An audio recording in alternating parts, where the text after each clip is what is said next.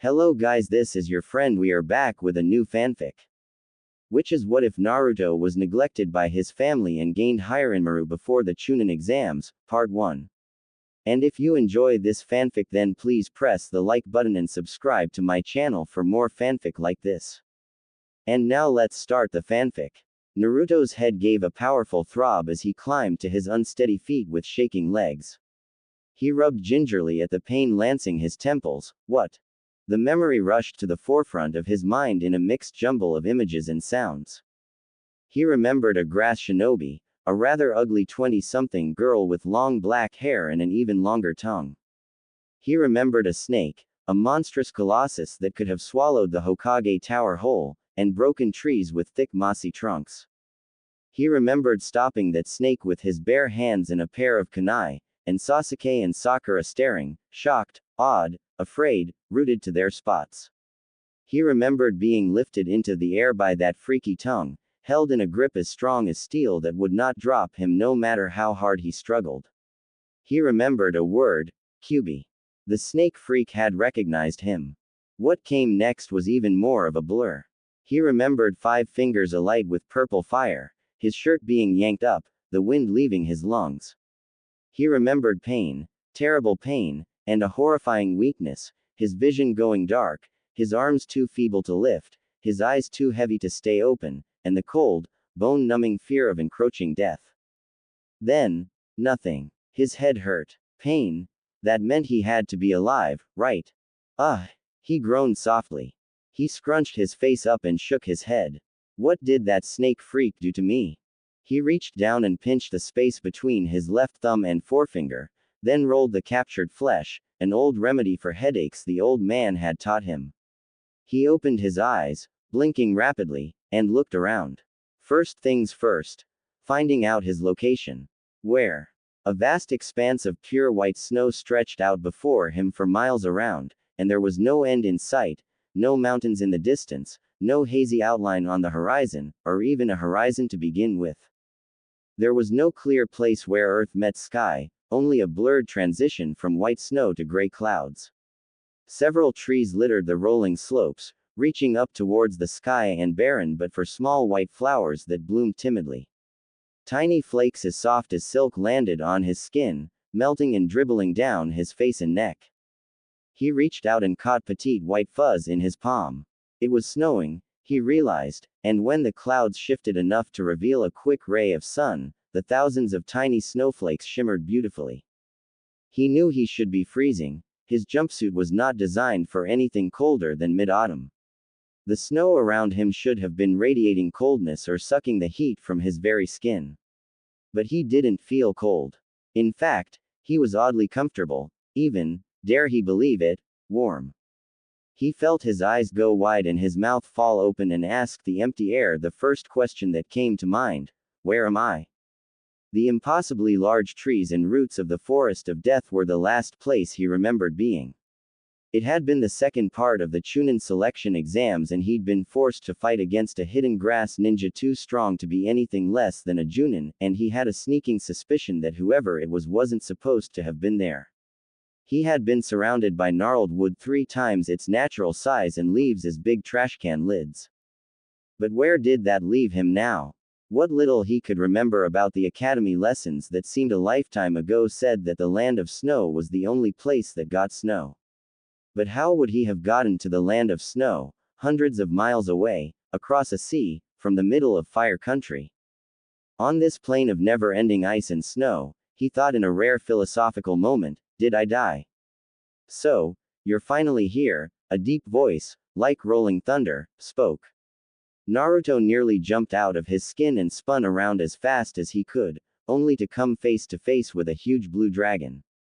Its scales were smooth and slick and reflected the minuscule light perfectly, which gave them an crystalline shine. Atop its head was a crown of spikes, each of which jutted backwards like shards of broken glass. Its nostrils were thin and narrow, almost serpentine, and its snout was long and canine, like a dog's. Unlike his own puffing pants, its slow, gentle breaths made no clouds in the cold air. 2 great, dark feathered wings were unfurled along its back and its first pair of short, thickly muscled legs supported it a little farther down. There was a moment, a flash of light through the clouds, and the dragon was, for that single instant, made entirely of ice. Tell me, can you hear my name? The dragon moved closer, and its glowing red eyes bored into his own. Can you call out to me, to Hyorinmaru? Is that you? Naruto asked, his voice low and quavering with fear and awe. His eyes were wide and his breathing came out in shaky rasps. His heart thumped loudly, beating a tattoo against his ribs. Are you Hyorinmaru? The dragon bared 2 rows of shiny carnivorous teeth in a frightening parody of a satisfied grin. So, you can hear. A burst of warm breath came from its nostrils. After years of having your ears plugged by the 9-tailed fox, you can finally hear me. It's been so long. The fox. Naruto parroted. His features quickly contorted into rage. Something horrible twisted in his stomach. The creature that stole his parents and his childhood from him. What does he have to do with anything? Do not be so quick to hate, child. A second, much stronger burst of breath came, knocking Naruto off his feet. He fell on his butt with a soft grunt. If it were not for that beast, you would likely have failed to survive your rough childhood. He may have blocked me from you, but he did keep you alive, even if it was more for his own self-interest. What? Naruto's eyebrows shot up into his Hitai-8. The sick feeling in his gut morphed into a swift thrill of shock. But how? He protected you when I could not, the dragon responded calmly. He healed you when others would have waned away into nothing. He soothed you when sleep would not come to your young mind. But that was all his fault to begin with. Naruto protested loudly. The anger was back, bitter and furious. If he hadn't attacked Konoha, then he wouldn't have gotten his fuzzy butt sealed, and I would have had a normal life. And he would have had parents.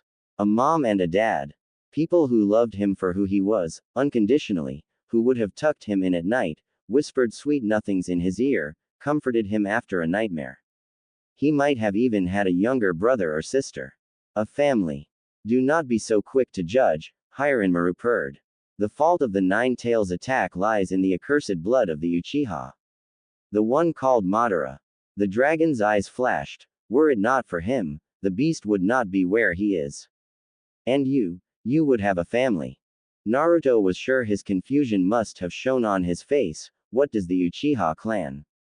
That, I cannot answer, the serpentine beast interrupted. It had anticipated his question. Naruto had the feeling that Hyorinmaru was not being honest with him. I only know what information I can glean from the beast and his mutterings. Oh, Naruto said lamely. He glanced around, somewhat unnerved by the dragon's unblinking stare. He didn't want to ask what Hyorinmaru wasn't saying. So, what are you? There was huff from the creature in front of him, almost like an amused chuckle, but Naruto dared not imagine he was right. The dragon's tone, however, was serious when it responded, I am the piece of your soul dedicated to fighting. I am the part of you that never gives up, even when your body is frail and defeated. There was something powerful in the beast's voice as it continued, its pitch rising, I am the wrath of heaven, the instrument with which you slay your foes. I am the lord of ice and snow, the master of all things water. I am the frigid bite of death. I am your sword and your shield, and I shall protect you until the bitter end. Its voice rose to a roar, I am Hyorinmaru. It bowed its head submissively, startling Naruto with the foreign gesture, now command me, and raise your enemies to the ground. A sudden feeling of power rushed through his body, and he felt like he could do anything, beat anyone, and overcome any obstacle. It was like molten lava flowing through his veins, and with nothing but confidence, he reached out to touch the spiked crown of Hyorinmaru's head. The strange world disappeared in a flash of bright light. 0.0. Oh. 0.0. Oh. Naruto's eyes snapped open with a gasp, but he shut them immediately against the dim light that burned them like the midday sun. He turned over to his side and curled into a ball. It felt as though someone had slammed a sledgehammer into his stomach, as though a cannonball had knocked the air from him with the force of a freight train. He felt sure that he must be bruised black and blue. Ha! There was a loud thud, and Naruto thought briefly of a large, perfectly cooked steak being dropped unceremoniously onto a plate. Sakura's voice cried out in answer. A vicious crack rent the air, like that of bones breaking, shattered by the blunt, unforgiving earth. Naruto's mind felt hazy, like someone had stuffed his head full of cotton or like fog had filled up every nook and cranny of his skull. What's going on? Kin, out of the way. The words were thick and distorted, like they were tiny little soldiers trudging through a sea of molasses. The wind leapt to life, washing over his body like a gentle wave, a cool breeze that caressed his burning forehead. There were 3 sharp clunks and a soft explosion sound, one that Naruto recognized as Kawarimi. There was a battle. Ta. NNG, did someone get the number of that cart that ran me over? His head ached just as much as it had before, in that strange world. It was like someone had taken a drill to his skull and made several holes. Every beat of his heart sent spikes of pain lancing along every nerve in his scalp. He let out a soft hiss through his teeth and squeezed his eyes shut tightly. Useless. Another blast of wind, closer, much closer, than before, showered him harshly and whipped his exposed fingers raw. His ears twitched at the dark scoff that followed. Quiet. You're not helping. You're not fooling anyone. 3 more thunks, then another explosion, Kawarimi again. There was definitely a battle going on, and he really shouldn't be lying around when someone was fighting on his doorstep, but he couldn't muster the strength to care. He was in too much pain. Damn it. What I wouldn't give to know some medical ninjutsu right about now. Get serious. Another thud, heavier than any of the others before it, was followed by a gasp of surprise and the smell of fresh blood. Someone was wounded. A girl cried out in pain, muffled, like she was gagged or something, then several meaty whacks as someone hit something repeatedly. Then there was another thud as something or someone was thrown bodily to the ground. Wait a minute. That girl's voice, he recognized it. Sakura. His eyes snapped open and a cool, soothing relief swept through his body and eased away his pains. He stood in one fluid motion, his fingers wrapping around the hilt of a sword, one that he'd never even seen before, that sent a satisfied rush through his veins. Everyone and everything halted before him as he turned a frigid stare out at the forest around him. His iron grip on his sword tightened. Naru, too, Sakura whispered dully from her spot on the ground. One eye was already bruised and swelling shut. There were several cuts along her arms and legs and small patches of blood were beginning to pool beneath her. She looked surprised to see him, like he was some phantom specter back from the dead.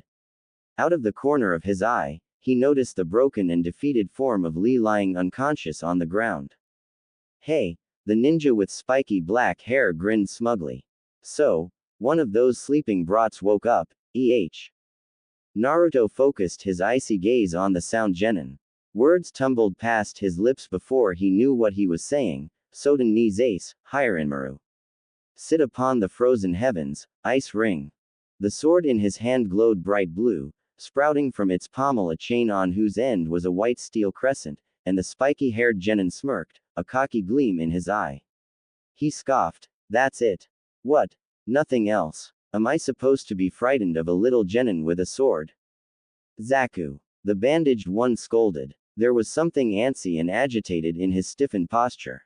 Naruto moved, and in a blur, he was standing behind the spiky-haired Zaku, already in mid-swing. Startled, Zaku stumbled backwards awkwardly and landed on his butt as a flash of steel flickered over his head and severed several locks of black hair. Zaku stared. A swell of pride swirled in Naruto's chest. He felt invincible. It was like that final moment in his inner world, where he had laid his hand upon Hyorinmaru's spiked crown and felt the liquid courage surging through his body. Like then, he felt as though no obstacle could stand in his way, as though he were untouchable.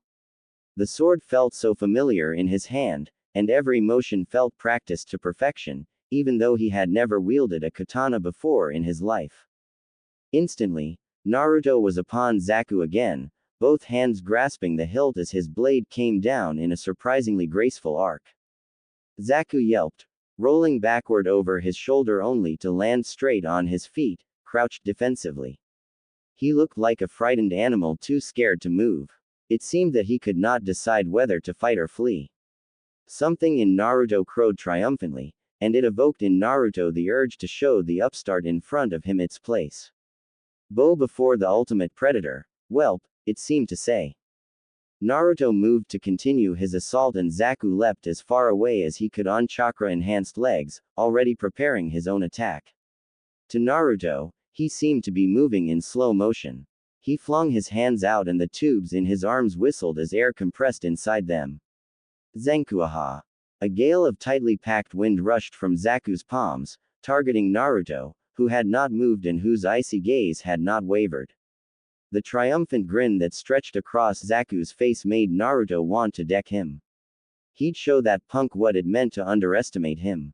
Naruto funneled chakra to his legs, and it was so incredibly effortless, and leapt upwards, the wind whistling in his ears as the figures beneath him grew smaller.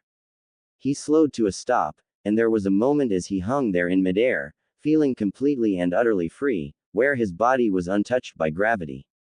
Then, as he started to fall, he swung downwards and called, Hyorinmaru. From the arc of the blade, a winding, icy blue serpentine dragon soared, its eyes red and its jaw wide. It was headed straight for Zaku and the expression on his face belied the surprise that seemed to have frozen him to his spot. Zaku. At the last second, Dosu called out his name and Zaku finally responded, vaulting from his spot as the sapphire beast closed in on him. He was not fast enough, however, to avoid it entirely, and his left arm was consumed. Behind him, as his female teammate gave a gasp, the dragon crashed into the ground, forming an almost flower-shaped pillar of jagged ice as the surrounding grass froze into miniature spikes. Naruto landed next to Zaku softly, marveling at how easy it all seemed as he stalked forward.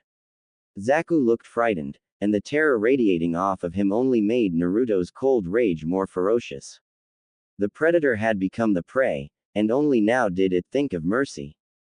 Every inch closer he got, the sound girl took in a harsher, more strangled breath. Zaku's left arm was entirely encased in ice, but that did not stop him from flinging out his good arm and calling, Zenkuaha. With a flick of his wrist, Naruto conjured a wall of ice that deflected the attack effortlessly, the wall wasn't even dented. Then, Naruto vanished. He disappeared, and as he moved, the world around him seemed to have frozen. With a single hand, he swung, and then he stopped, sword outstretched. A line carved itself up Zaku's already injured right arm, then gave a spurt of blood. Zaku cried out in pain. In the span of a few moments, both of his arms had been rendered useless. One was frozen solid, slowly going numb, and the other had nearly been cut in half. Serves him right, Naruto thought viciously. His eyebrow twitched, then he spun on his heel, blocking the attack from Zaku's male teammate, Dosu. Metal clashed and sparks flew. Dosu's gauntlet pushed against Hyorinmaru, and neither of them gave a single inch. Ice crept from the shallow groove Naruto's sword had carved, slowly consuming Dosu's arm in a heavy layer of crystallized water. Dosu's one eye went wide, and he tried to get away, but Naruto's left hand shot out and locked his elbow in a grasp as strong as steel. He wriggled desperately, trying to tug himself free, but Naruto's grip was firm and unwavering. Once the gauntlet was completely frozen over, Naruto let go of Dosu and brought his sword up as his enemy stumbled. With all of his strength, he slammed the butt of his sword's hilt into the metal glove, smashing it to pieces mercilessly. Dosu yelled and fell backwards, clutching at his severely injured right arm. Several scratches decorated the lacerated skin and Naruto could not tell whether or not he had broken the bones, but he vindictively hoped that he had. Payback for hurting Sakura, he reasoned, with plenty of interest. As he stood there and the heady feeling of power began to drain, Naruto considered his options. He thought only for an instant of killing them, but had no sooner considered it than rejected it violently. His stomach threatened to rebel, and it was only the icy rage that was slowly thawing that allowed him to maintain the furious scowl and frigid expression on his face. He could not, however, simply allow them to walk away and lick their wounds. Leave your scroll and go, he told Dosu evenly. He watched as Dosu's head snapped back up to look at him, his one visible eye impossibly wide. He had been expecting, Naruto imagined, to have both his life and the lives of his teammates forfeited. That did not help the queasy feeling in Naruto's stomach. Leave your scroll and go, Naruto repeated coldly, hoping that he did not have to repeat himself a second time. He needed for his stomach to settle a moment before he dared speak too much. Fortunately, Dosu nodded dumbly. With his good arm, he reached into his kunai pouch and pulled out a scroll decorated with the kanji for earth. Setting it down slowly, he motioned to his teammates silently. They left without another word. As soon as the team of Sound Genin had vanished, Naruto picked up the scroll and turned to show it off. He grinned and displayed it proudly. Look, Sakura-san. I got us a scroll. Naruto did not bother to realize he had used san instead of chan, nor even that Sakura did not respond to him. She simply blinked and sat up. A part of him recognized, however, that Sakura was unsure what to make of him, and that startling realization shot a jolt of something unidentifiable through his stomach. She was looking at his sword with a measure of confusion, and that jolt became a quick thrill of nervousness. She must be wondering where he had gotten it, and that thrill of nervousness evolved into full-blown butterflies as he realized that he didn't have any explanation. He had no way to explain the beautiful sword in his hand, oddly easy and comfortable in his hand despite that it was nearly as long as he was tall. He had no way to explain where he had gotten a magnificent dai katana with a hilt wrapped in azure and a pommel and star-shaped guard made of what seemed to be antique gold. He had no way to explain the sword with the long, silvery blade and glass-like shine, a deadly weapon with a razor-sharp edge, clearly very expensive. He could not remember seeing a blade of such quality in his life, not even the legendary Kubikiri Haucho once wielded by Momochi Zabuza. That sword, where had Naruto gotten it? That must be what Sakura was asking herself. That was what several people, including probably the Hokage himself, would ask when they saw him with it. Even more pressing was what he had done with it. A high-quality sword he could have claimed he found in the forest. He could say that he'd taken from a dead team or from a team he had defeated. But a sword that could do all the things he'd done with it. No ordinary genin would be entrusted with such a thing. They were trainees, beginners with no real idea what they were doing. Not only would they not have the money for such an expensive weapon, but no one would dare give something so valuable to a mere genin. On the off chance he managed to convince everyone that he'd saved up and bought it with his own money, how would he explain where he had gotten it? Anyone who was suspicious of his story, and there would surely be a number of people, need only check the blacksmiths and weapon stores to discover that none of them had made it or sold it. And even if no one realized that he couldn't have bought it, how would he explain what he'd done with it? How would he explain the dragon of liquid ice? How would he explain the abilities he had shown with it? Even if people believed that it was an ordinary chakra blade capable of channeling jutsu and chakra, how would he explain where he'd learned techniques, especially one that could be mistaken for such a high-level jutsu as Suiryuden? The answer was simple. He couldn't. Panic shot outwards from his belly, and his brain conjured up a number of possible scenarios for what he imagined was inevitable. He saw himself, tied up in a basement somewhere, beaten and bloody as the Anbu interrogated him for answers, asking where Uzumaki Naruto was and growing ever angrier as he insisted tearfully that he was Uzumaki Naruto. He imagined his body, cold and pale, lying on a table as a man approached with a small, thin knife and slowly pushed the blade into his bloodless skin. He imagined himself strapped to a bed as dozens of faceless men in white poked him with needles and took blood and pieces of his skin day in and day out, unable to move and fed through tubes in his arms. Naruto nearly started crying. He didn't want to become a science experiment. What could he possibly tell them that could save his life? A wave of comfort, sort of like an invisible hug that reached all the way to his heart, washed through him and he was suddenly calm. Tell them the truth, Hyorinmaru said soothingly. Truth is stranger than fiction. Tell your friends the truth, and let them keep your secret. Naruto relaxed and absent-mindedly sheathed his sword. Yes, he realized. That might work. Teamwork, like Kakashi-sensei was always going on about. Tell the people he trusted the truth and let everyone else scratch their heads. Hey. Naruto looked over as a girl jumped down from the trees, her brown hair tied up in two buns on the top of her head. Her white-eyed teammate frowned. That's a nice sword you have. Yeah. Naruto chuckled. He's great, ain't he?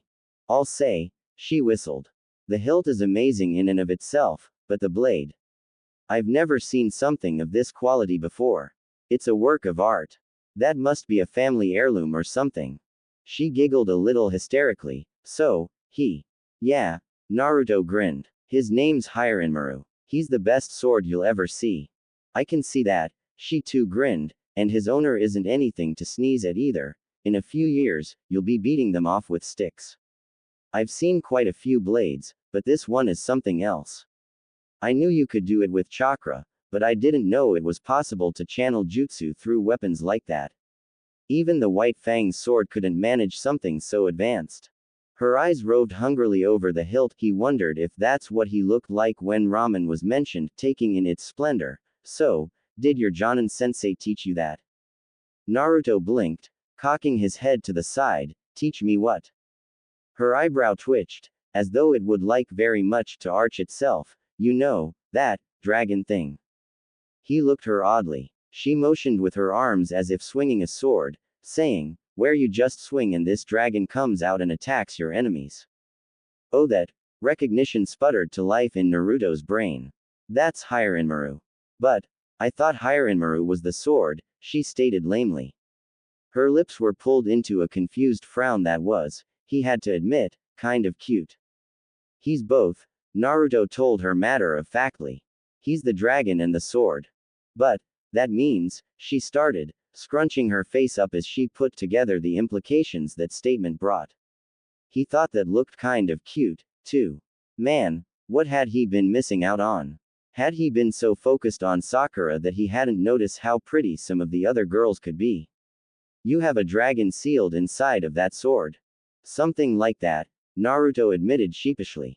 Truth be told, he wasn't sure himself. All he knew was that Hyorinmaru was both his sword and the dragon, and so long as that didn't interfere with anything, he was going to leave well enough alone. As long as it worked, he didn't care about the how. Hyorinmaru was Hyorinmaru, and that was all that mattered. She opened her mouth and closed it several times, but nothing came out. He suddenly realized that he'd told her the secret he'd decided to tell only to those he trusted, and his insides turned cold, but he kept the smile and hoped that she didn't question it. If she didn't, if she left it alone and let it be, then maybe, just maybe, he could trust her. Finally, she decided upon an excited grin, giggling girlishly. She turned to leave, throwing a wave over her shoulder. You're an interesting guy. So let's meet again, Naruto-san. Don't lose, okay. Leaping into the trees, she and her team disappeared into the forest. Naruto couldn't help the grin that threatened to split his face. That girl was quite an interesting one. She was kind of strange, he had to admit, because it wasn't every day you found a girl so obsessed with weapons. He didn't really care, though, because she was interested in him as a person and that made her okay in his book. Though a part of him wondered if she wasn't more interested in his sword. He crossed his fingers and hoped she wouldn't blab his secret. That teammate of hers, though, Neji, was someone that Naruto figured he better watch out for. Lee had told him that Neji was the strongest genin in the entire village of Konoha, and Lee himself had easily beaten Naruto. If Neji was even stronger than Lee, that meant that Naruto would definitely have to keep an eye on the taijutsu prodigy, Hyuga Neji. His thoughts were interrupted by Sakura's excited cry of, Sasuke-kun. 0.0. Oh. 0.0. Oh. Thanks for the save earlier, Kabuto. Naruto called, grinning. Neither the pain in his stomach nor the powerful headache had reappeared, he had noticed as they leapt through the trees. His chakra control had gone to the dogs, though, so it was a bit difficult not to accidentally destroy the branches beneath his feet as he leapt onwards. It was by an incredible stroke of luck that Kabuto had shown up at their camp, just in time to stop Naruto and Sasuke from opening the Earth Scroll they had gotten from the Sound Team. If they had, he had revealed, they would have been immediately disqualified and forced to stop their participation in the exams. It wasn't a problem, Naruto-kun, Kabuto called back, smiling. Are you sure there are still other teams left in the forest? Sasuke asked. Yeah, I'm positive, Kabuto answered. You just need to give it a little thought. In a jungle battle or in an open forest, like this, do you know the cleverest way to fight? The goal of the examinees is the tower at the center of the forest, which means that, on the last day, the easiest place to get a scroll is in the area around that tower. Oh, I get it. Sakura said, realization painting across her face. That means we're going to go after the teams that have both scrolls and are heading for the tower. That's only partly correct, Kabuto admonished gently. What? Because you're not the only one thinking that, he explained. Teams with the same idea will have set traps around the tower. All right, Naruto grinned. That means there'll be a lot of enemies sitting there waiting for us, right? All we have to do is beat them up and grab a heaven scroll, and we'll be home free. Nope. That's still not completely right, Kabuto said. Naruto nearly missed his next landing. We have to think of the collectors who appear in exams like this. Even really close to the tower, you're still not safe. Collectors will take as many extra scrolls as they can, so they can surrender one if they face an enemy they can't beat or give one to their comrades from the same village. Or they might even exchange it for information about getting through the remaining exams easier. As you've probably figured out, these are the tough guys looking to eliminate the competition for the next round. I see, Sasuke said smugly. Now I understand why you decided to come with us. You're scared of these guys, aren't you? Kabuto blinked, then smiled sheepishly. Yeah, I guess so. It was only hours later that they stood in front of the tower, but night had already fallen with all of its distant sounds. Somewhere, an owl hooted and crickets chirped incessantly. A wolf howled at the moon, bright and full, which had risen into the sky, casting an eerie gray light down upon the trees in the tower. The closer they got to the tower, the smaller the trees seemed to become, though they were still quite massive, so Naruto, Sasuke, and Sakura, with Kabuto leading them, stopped on one of the taller trees, looking out over the much smaller trees towards their goal. They were close. Even if they walked, it was only a few hours away, half a day at most. And there's the tower, Kabuto said calmly. He adjusted his glasses. This is where things get serious. He turned to Team 7, frowning and solemn. From here on out, we should limit the amount of noise we make. If we go forward too loudly, all of those enemies we want to avoid will give us a very passionate welcome. Sasuke smirked, Sakura nodded, and Naruto gave him a grin and a thumbs up. Turning back forward, he knelt down and fished a small metal box out of his utility pouch, flipping it open casually. He held the box level with his right eye and closed the left, peering through the slot the box's lid and calculating something. Naruto thought that Kabuto must be a pretty smart guy to do that really complicated math all in his head. All right, he said, standing and snapping his box shut. He dropped it unceremoniously back into his utility pouch. This is fine. We'll keep heading in this direction.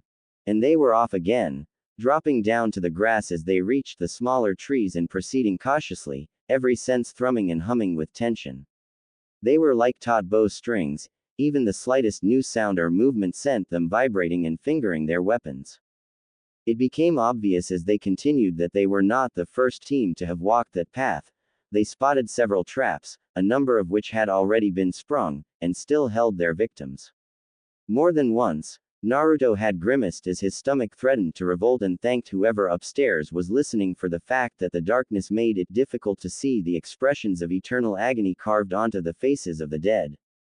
As they went on, however, Naruto noticed a faint prickling in the back of his neck, the fine hairs there were standing on end and there was an almost warning tingle at the base of his skull. He paid it no mind, figuring it was probably the tension, and continued onwards. Behind him, Sakura collapsed to her knees. I can't go on, she panted. No matter how far we go, the tower never seems to get any closer. It's so weird. It's like it's right in front of us. You're right, Sasuke murmured suspiciously. It seems that we've already fallen prey to someone's passionate welcome, Kabuto said with a frown. He pointed at a team of trap victims, a team that looked eerily familiar, Naruto realized. See, we've passed them at least 3 times, now. No way, Sakura whispered. Genjutsu, Sasuke confirmed. So it seems, Kabuto agreed. They had us all fooled and very carefully tricked us into walking in circles. We're being watched. They probably wanted us to waste our strength so they could ambush us when we tired out. Then we're already playing into their hands, Sasuke mused stoically. Kabuto cast his eyes around, adjusting his glasses absently, and we could be attacked at any moment. No sooner had he spoken those words than did they appear, dozens of identical figures, all pulling themselves out of branches or up from the grass, melting out of a tree, body half fused with the bark. They were all the same and all approached sluggishly, slumped over and slouched, looking at Team 7+1 with blank, soulless eyes. Each wore also the headband of the Rain Village, with 4 vertical slashes down the metal plate that protected their forehead. They're here, Sasuke declared simply. Naruto grinned and reached up, freeing Hyorinmaru effortlessly. The sheath evaporated into a thick, frosty vapor, en masse, This'll make for a fun handicap. There's so many, Sakura whispered worriedly. And they're all bunshin, Kabuto added. One of the enemies chuckled through his mask, like a mouse in a trap.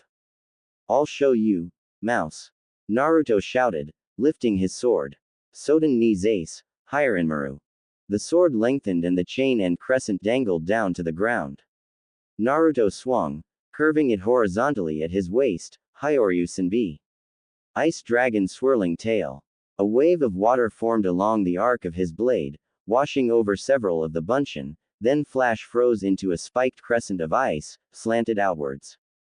A number of the doppelgangers were consumed in the ice and frozen solid, but those who had been skewered or sliced instead grew appendages, sometimes a whole second torso, head, and pair of arms, and stood back up.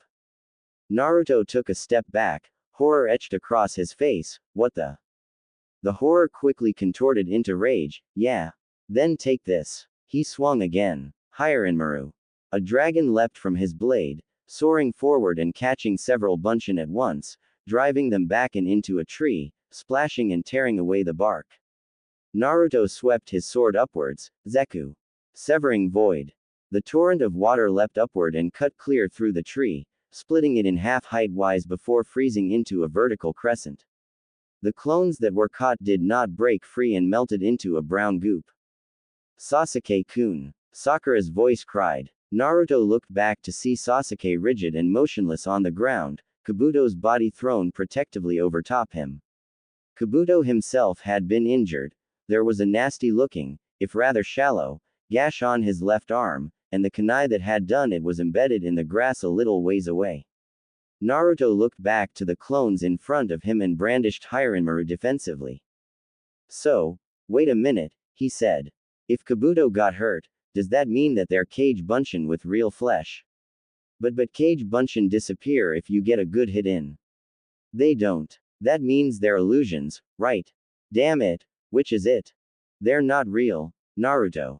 Sasuke said, sitting up. He was clutching oddly at his shoulder. They're illusions. But Kabuto-san's wound is real. Sakura protested. No, Sasuke-kun's right, Kabuto said, standing straight. He rubbed at the cut on his arm tenderly. The real enemy is hiding somewhere, using these clones to mask their own attacks. It gives the illusion that the bunshin are the ones attacking us. Then I'll find the real ones and beat them up. Naruto declared angrily. It was that simple. The bunshin didn't matter. Wait a moment, Naruto-kun, Kabuto said. That's the whole point. We don't know where the real ninja are. With guys like these, who aren't that great at ninjutsu or taijutsu, they prefer to attack with genjutsu like this from the safety of their hiding spot.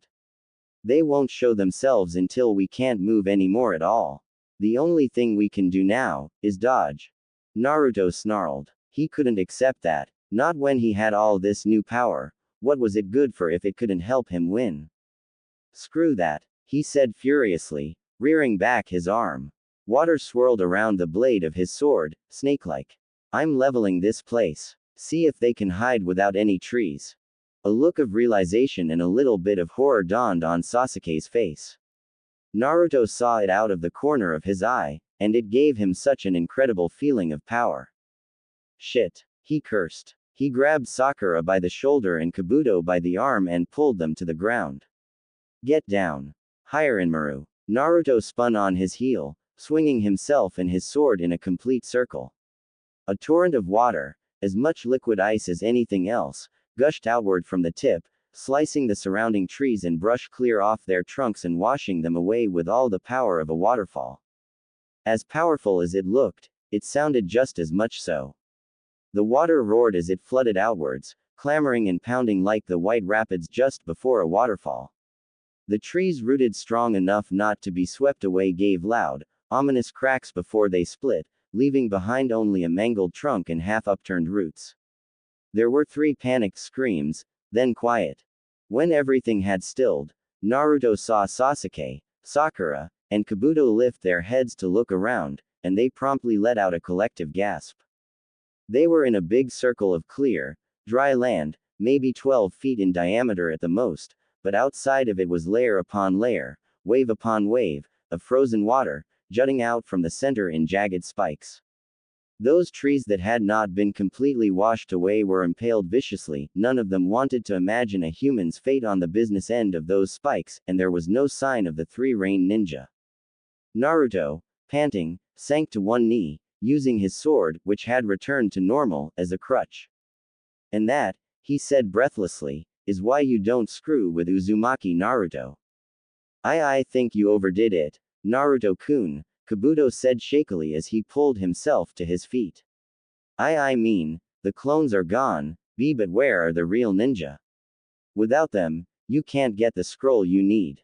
Right here. A second Naruto dropped the 3-rain ninja unceremoniously on the ground, they were unconscious. And, looky. Grinning, the second Naruto reached into its utility pouch and held out a white scroll. The Heaven Scroll.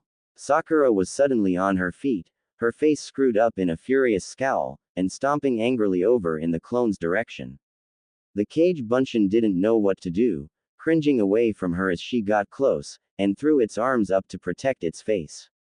Sakura didn't bother with its head and punched it mercilessly in its unguarded stomach. The Cage Bunshin vanished with a poof and Sakura caught the scroll effortlessly. The real Naruto let out a breath, like he'd just been on the receiving end of a punch to the gut, and shouted indignantly, "Hey, that hurt." Well, it should. Sakura yelled back without bothering to realize that she'd punched a clone, not the original. You deserved it. That was the most incredibly reckless thing you've ever done, and considering the whole fiasco with Zabuza, that's saying something. Well, at least I did something. Naruto retorted. If I hadn't done that when I did, we probably would have been stuck here, till next year. Oh, so that gives you the right to almost kill your teammates. Do you realize how close you came to hitting one of us with that spark of brilliance? You could have taken my head off. You could have cut Sasuke-kun. Naruto snarled. Cause Rakudo forbid if Sasuke were to ever break a nail. He affected a falsetto voice. Oh, no, Sasuke-kun. You've got a smudge of dirt on your nose. The world is ending. The sky is falling. Oh no. This isn't about Sasuke-kun. This is about how you almost. Naruto wished at that moment that things had not gone back to normal, and that Sakura was still staring at him like she didn't know what to make of him. At least then, it would have been quiet. 0.0. Oh. 0.0. Oh. I say we open the scrolls, Naruto said, injecting his opinion. After roughly 3 hours of non-stop running, Team 7 had finally parted ways with Kabuto and made it to the tower, where they promptly got into a fight about what to do. Idiot. Sakura punched Naruto over the head, a vein popping out on her brow. Anko-san said not to open the scrolls. We'd get disqualified. She was talking about before we got to the tower. Naruto shouted back, rubbing the bump forming on his cranium. I'm the one who got us both our scrolls. If it wasn't for me, we'd still be out there. I don't care. Sakura fumed, glaring at him. I'm not about to let you and your stupidity get Sasuke-kun disqualified from the Chunin exams. It's logic. Naruto argued angrily. We're in the tower with no one to greet us. The only explanation is that the scrolls have something to do with our qualification into the next part of the exams. Since when do you know anything about logic? Sakura demanded rhetorically. I'm not going to let you take any chances. This is one of the most important milestones in Sasuke-kun's life. You're not going to mess that up. Geez. Naruto flung his hands up in exasperation and rolled his eyes. For the smartest girl in the academy, you sure are pretty dumb. What did you say? Sakura's voice rose. I dare you to say that to my face. I said. Naruto yelled back, you're dumb. Come here, you little. Sakura reached for his neck. Her fingers were twitching as though she would like nothing more than to wring the very life from him. Hey, guys, both of them froze as Sasuke looked at them with his serious face. Naruto thought it made him look constipated. I think we should open the scrolls. Naruto palmed his face as Sakura squealed and crooned about how right her Sasuke-kun was, and about how he always had the best ideas. Even after the mess with the three-sound ninja, she was still Sasuke's little cheerleader. He muttered to himself. Why did I even like her, anyway? He jerked his thoughts to a halt. Why was he using the past tense? He liked Sakura, didn't he? As in, still does. Always has. No, he realized. His stomach gave a funny jolt. He didn't like Sakura anymore. His heart, which used to flutter excitedly every time he greeted her, had been calm every morning since the one-sided battle with those sound freaks. His belly, which had done flip-flops at the sight of her smile, had been calm for just as long. Every reaction his body had had to her since he had started crushing on her had just stopped. The realization sputtered to life in his brain. He didn't like Sakura anymore. His lungs suddenly constricted and forced the air from his chest. Every muscle in his body seized abruptly and froze, and his eyes grew impossibly wide as his mouth formed into a small, puckered, O. His heart skipped a whole 2 beats. He didn't like Sakura anymore. A tentative, nervous excitement built up in his gut, slowly branching out and feeding adrenaline to his arms and legs, then up his neck and into his head. He suddenly felt free. Free, like he'd been imprisoned in the dark for years and was suddenly being let out into the sun. He felt absolutely liberated. He didn't like Sakura anymore. Come on, Baka. Sakura pulled him from his thoughts by the sleeve of his jacket, shoving the heaven scroll into his stomach forcefully. Help me open the scrolls. Grudgingly peeling open the scroll given to him, he stared at its contents. Several characters were written down, focused around single kanji in the center. Naruto blinked. Jain. As soon as the word left his lips, the scrolls began to smoke and sizzle in their hands. Naruto nearly dropped it as Sasuke spoke again, his tone urgent. Naruto, Sakura, throw the scrolls away. Trusting the Uchiha to know what he was talking about, though Naruto would never admit it aloud, his teammates hurled the scrolls at the floor several feet away, watching as the smoke rose to an apex and exploded outwards. As the smoke began to clear, however, a shape could be seen within the dispersing cloud. Team 7 tensed, prepared to fight whatever had appeared from their scrolls. Naruto blinked in surprise, then grinned. Iruka-sensei.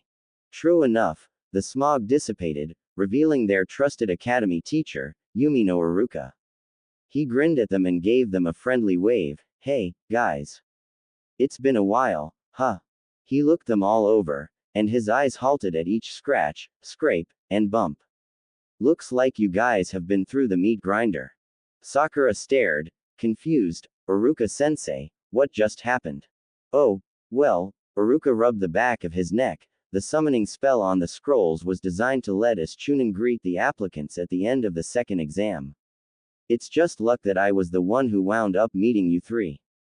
Congratulations. You all passed the second exam. Naruto grinned broadly and thumbed his nose, but didn't do anything else. Iruka blinked, but didn't comment on the fact that Naruto wasn't bouncing around the room. Naruto was just being patient. Soon enough, he'd drag Iruka off to Ichiraku's for ramen. If we had sneaked a peek at the scrolls before the exam was over, Sasuke started, what would you have done, Iruka-sensei? Iruka scratched his temple with his index finger, sharp as ever, Sasuke. He shrugged, our orders were very specific. Anyone who opened a scroll too soon was to be knocked out until the end of the second exam. Sakura rolled her eyes heavenward and wiped her brow in relief. Her gaze flickered back to the poster on the wall, which they had observed briefly before the earlier fight had broken out. If there was one thing Naruto had to admire about her, even now, it was the speed at which her mind seemed to work, and how it latched onto a subject so thoroughly and refused to let go until it was satisfied. Sensei, she said, what does that text on the wall mean? It's incomplete, so I don't get it. Iruka glanced over his shoulder at it, then looked back at her, grinning and rubbing the back of his head sheepishly. Actually, I was just about to explain that. That's the other part of this mission. He gestured behind himself. This is the principle that you should keep in mind as Chunin. Hokage-sama himself wrote it. The heaven in the text refers to the brain, a person's intelligence, and earth refers to the body, a person's physical skills and strength. If heaven you lack, gain knowledge and be prepared. So, if a person's weak point is his brain, like Naruto, there was an indignant, hey, he should study and prepare for his missions. And, if earth you lack, run through the fields and seek strength, Iruka continued. So someone whose weakness lies in strength, like Sakura-san, should train herself every day. And if you have both earth and heaven, the most dangerous of foes can be beaten. Even the most perilous of missions can be overcome. They might even be easy. Then, Sakura said, what about the missing letter? Iruka lifted one of the scrolls that had summoned him, revealing the blank center, person. The character for person that was in here goes in the blanks. The survival mission you took in these past 5 days tested the basic abilities of the examinees as Chunin, and you guys completed it a day early. Carve the importance of knowledge and strength into your heart. Chunin are leaders. Take this principle with you and proceed to the third exam. That's all I was ordered to tell you. There was a moment of silence as his expression softened. Listen, about the third exam, don't overdo things, okay? The three genin looked at him, blinking in surprise. He continued, I mean it. I worry about you guys. Especially you, Naruto. Naruto grinned. Don't worry about me, Iruka-sensei, he said, fingering the hilt of his sword. Iruka suddenly blinked, and it seemed he'd just realized that Naruto'd had it the entire time they'd been talking. No one in this exam is a match for Hyorinmaru. Naruto felt faintly the presence of Hyorinmaru hovering protectively over his shoulder, and watched as Iruka's eyes went wide. His heart skipped a beat, but he made sure that his grin never faltered. Was Iruka seeing Hyorinmaru? He wondered. And was Hyorinmaru doing it on purpose? Iruka grinned, rubbing his neck sheepishly. Yeah, I guess so, huh? 0.0. Oh. 0.0. Oh. In the front of the room stood a group consisting of Chunin, Jonin, and the Hokage. Protruding from the front wall was a pair of stone hands forming the seal for Ram. The Hokage's gaze swept out over the assembled genin, and Naruto saw the old man's lips twitch as their eyes met, like he was holding back a smile. Naruto looked around him at the remaining contestants. 21 of them had made it and the majority of them were from his own village. 9 of those 21 were rookies, himself included, and another 3 belonged to a team that had only been in rotation for a year, Hyuga Neji, Tenten the Weapons Girls, and Rock Lee, Guy's team, who had graduated a year before Naruto. A swell of pride arose in his chest. He'd made it to the third exam. He'd passed the test that had disqualified 51 other examinees. At the front, Kakashi and Guy appeared to be having a conversation, or rather, Guy was talking at Kakashi, who made no motion to signal that he was paying any attention. When Guy had finished speaking, Kakashi looked at him after a moment of silence and said a single sentence. Naruto slapped a hand over his mouth to keep from laughing as Guy deflated and spun around to make half-angry gestures at the back wall. Enko stood straight and put a hand on her hip. smirking at the genin as though she knew a secret. Congratulations on passing. Hokage-sama will now explain the third test, so listen carefully, you brats. The Sandaime took a step forward. Before we begin, there is something I'd like you to know. He tugged his hat down slightly, bearing the kanji for fire imprinted upon its center. Why do we have all the alliance countries taking this exam together? To promote friendship amongst the countries and to raise the level of shinobi. I don't want you to be confused about the true meaning. This exam is a replacement for war among the allied countries. Sandaime's face was impassive as he took a puff on his pipe. If you go back in time, the current allies were enemies who fought each other over who would rule. In order to prevent wasteful fighting, the stage that those countries chose for fighting, that is the origin of the Chunin exams. What do you mean? Tenten asked, leaning to the side and peering around the person in front of her to see Sarutobi. That's the stupidest thing I've ever heard. Inuzuka Kiba shouted. I thought the point was to select Chunin. Sarutobi continued, undaunted by the questions thrown at him. It is true that this exam decides who is to become Chunin, but it is also an opportunity for the different countries to show off their ninja to the important figures who watch this third exam. Feudal lords and famous people from various countries, all of whom are potential clients, are invited here as guests. All of them will be here and see each of you fight. He took another puff on his pipe. If there's a significant difference in power, the stronger country will receive more jobs and the weaker countries will receive less. And, just as importantly, a village will be able to show its rivals how it's grown and the quality of its warriors. A country is only as strong as its shinobi village, and the village is only as strong as its ninja. A shinobi village is only as strong as its weakest link. And a ninja's true strength is only revealed in a battle of life and death. Whatever, the red-headed Gaara muttered darkly. Could you wrap up this philosophical talk and get down to the life and death stuff anytime soon? HMPH. If you insist. He paused for a second and took one last puff. On to the third exam. Actually, a sick-looking Jonin appeared in front of the Hokage. As referee, Hokage-sama, if I may. Sandaime nodded, a small smile on his face. By all means. The Jonin turned toward the genin, revealing his weary face and the dark bags under his eyes. I am Gecko Hayate and I am the referee. Cough, cough before the third test. I'm afraid we'll have to hold a preliminary. Since we are going to begin right away. Cough, cough, I must ask any who wish to quit to do so now. Preliminary. Kiba echoed incredulously. Right now. Hayate-san, I don't understand, Sakura piped up. Why do we need a preliminary? Can't we just start the third exam with the remaining examinees? Well, Gecko said, coughing again, it's not as if the first two tests weren't challenging enough. On the contrary, they were quite difficult. We still have too many applicants, however, and, like Hokage-sama said, there will be plenty of nobles watching. What does that have to do with anything? Kiba retorted. Gecko coughed again. The nobles will be traveling from all over to see the third exam, so the exam itself has to be quick and speedy to maintain viewer interest. To do that, we need to cut down the number of applicants with this preliminary round.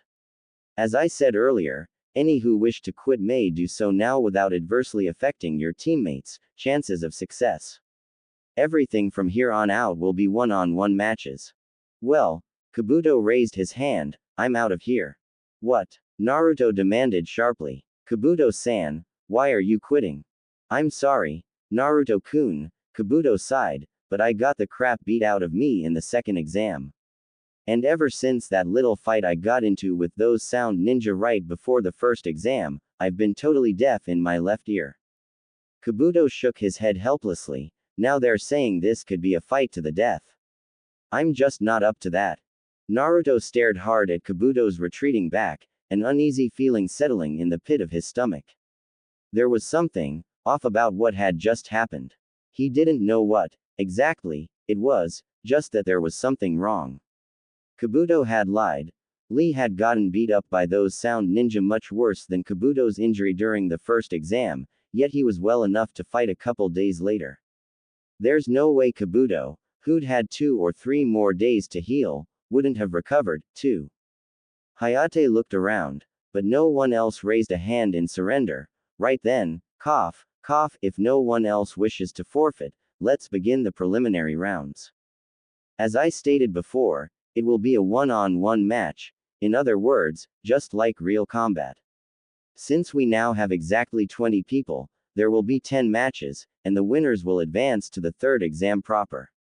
There are no rules. You will fight until the other person dies, is knocked out, or admits defeat, so, if you don't want to die, please give up. However, if I judge that the match is over, I will stop you to prevent any unnecessary deaths. Now, he looked over his shoulder and gave Anko a quick nod, then looked forward again. Behind him, a panel on the wall far above his head slid open to reveal a large monitor. If you'll turn your attention to the screen behind me, this board will randomly display the names of 2 fighters for each match, and, without further ado, will display the names for the first match. All of the genin turned their gazes to the large screen behind Hayate, watching as it came to life and the blackness faded into a dark gray. The letters, VS, lit up in the very center. Above them was the name, Uchiha Sasuke, and below them was, Akado Yoroi. Now, Hayate said, if those whose names were displayed would please step forward. Sasuke smirked as he and Yoroi moved towards the examiner. Both looked confident and sure of their own victory. Gecko Hayate made a motion towards the stands, and if everyone else would please leave the arena. When everyone had left the area for the stands, he said, first match, Uchiha Sasuke vs Akado Yoroi. Are there any objections? No, both answered confidently. Please begin. Yoroi made a hand seal. Are you ready, Sasuke-kun? He teased nastily. He slipped his left hand into his utility pouch and positioned his right to hover in front of his stomach. He withdrew a few shuriken, while Sasuke simultaneously withdrew a kunai from the holster on his thigh. Without warning, Yoroi whipped his arm around and flung his shuriken at Sasuke, who knocked them away with a sharp swipe of his kunai. Naruto only saw Sasuke wince and collapse to the floor, clutching oddly at the junction of his neck and left shoulder. Naruto frowned thoughtfully. Come to think of it, hadn't he done something similar back in the forest when they'd been fighting those rain ninja? Yoroi shot forward and slammed his fist at Sasuke's head, but Sasuke rolled and dodged out of the way. Yoroi's fist sunk effortlessly into the tiled floor. Plunging his kunai into the ground as a brake, Sasuke spun around and twisted his feet, bringing Yoroi's legs from under him as he pulled the older genin into a painful-looking arm lock. His victory was short-lived. Yoroi let out a chuckle and his captured hand grabbed Sasuke's shirt in an iron grip. Naruto wasn't quite sure what to make of it. Why grab his shirt? For what purpose? It got even more confusing when Sasuke let out something between a gasp and a grunt and slackened his grip on his foe. Yoroi ripped his arm free with incredibly little effort and brought his fist down on Sasuke's chest. Naruto thought he heard Sasuke's ribs crack. The air driven viciously from Sasuke's lungs was clearly audible, even from the stands. His struggle to breathe was almost painful to watch. Jerking up, Yoroi spun around, straddling his opponent as he latched that same hand on Sasuke's head, and it appeared to shimmer and glow. You're stealing my chakra, Sasuke gasped weakly, clutching at his opponent's wrist. His voice echoed throughout the deathly quiet stadium. Yoroi chuckled darkly, an evil grin hidden beneath the cloth on his face. So you finally noticed. Hey, Sasuke, Naruto called down into the arena. What the hell are you doing, letting this joker beat you up? Kick his. At that moment, Sasuke seemed to catch his second wind, and lashed out into Yoroi's stomach and kicked him off. He was on his feet almost the moment he'd broken free. There was a furious scowl darkening his face, and though he looked alert and focused, he seemed also distracted. Beside him, Naruto heard Sakura whisper Sasuke's name worriedly. Yoroi growled as he stood back up. He rushed Sasuke again, his technique charged and ready to go. Sasuke burst into motion, ducking under his attempt at grappling and sending a kick into the Yoroi's chin, forcing him into the air. Then, like Lee had 5 days ago, Sasuke followed him, appearing beneath Yoroi's airborne body. Sasuke pressed his index and middle fingers into his opponent's back. It's over. Pushing off of the other genin's spine, Sasuke flipped over his enemy's body, kicking towards his stomach. It was blocked and Sasuke used Yoroi's arm as a springboard, landing a vicious backhand in his face. Still twisting, he fired a punch into Yoroi's stomach, knocking the air from his body. Now only a few feet above the ground, Sasuke used his momentum to swing around and bring a solid kick into Yoroi's body, slamming him the last few inches into the floor. Shishi Renden. Sasuke named his technique. Yoroi let out a pained groan, then fell still as his head lolled to the side. Sasuke, apparently exhausted, collapsed backwards onto his bum. His breath came in short, shallow pants. Hayate bent over Yoroi, checking for signs of unconsciousness. When he was finished, he turned to the audience and declared, "Akado Yoroi is unable to continue. Uchiha Sasuke wins the first round and advances beyond the preliminary." Sasuke let out a breath of relief and collapsed backwards, right into Kakashi's legs. Naruto blinked, then turned to look at where his sensei had been standing in the spectators' seats.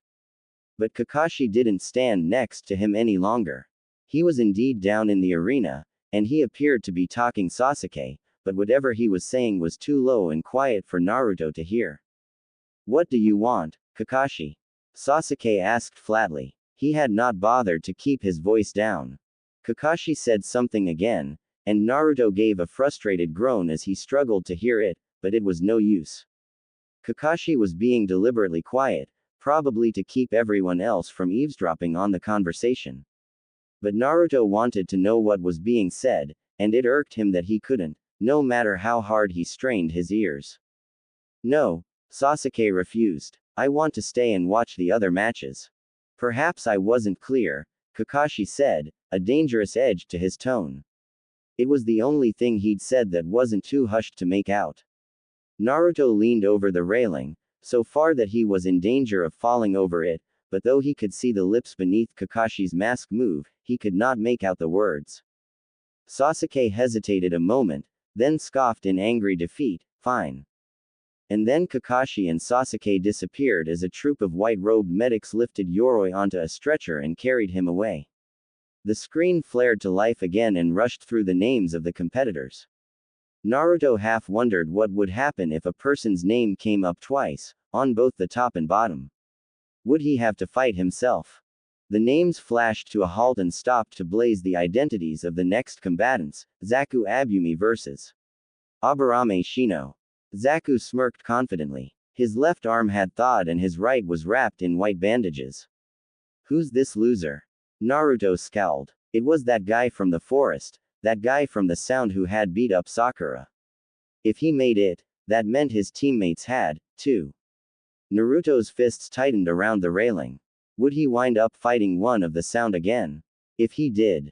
When both Shino and Zaku had entered the stadium and stood in front of Hayate, the referee said, "We will now begin the second match." The remaining genin watched the match unfold. The 6 genin who had borne witness to Zaku's Zankuaha, the remnants of Team 7, Team 10's Ino Shikacho, and Lee, winced sympathetically every time Shino took a hit from it. Hinata fidgeted with her fingers worriedly, her eyebrows knit. "Will Shino-kun be alright?" Naruto heard her ask softly.